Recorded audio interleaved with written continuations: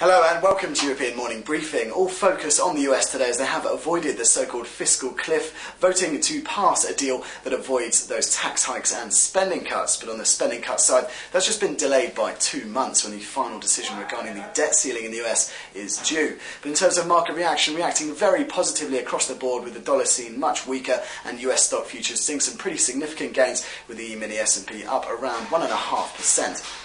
Elsewhere in Europe, the FTSE 100 has moved above the 6,000 level for the first time since 2011, with the DAX also seeing some multi-year highs today.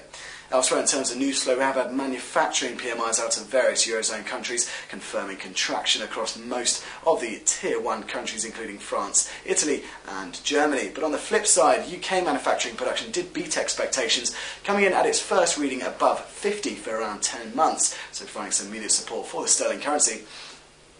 But looking ahead in the session today, US data is due, with ISM manufacturing due just after the Wall Street Open, where we might see quite a lot of volatility in reaction to the US fiscal cliff talks on the first trading day of 2013.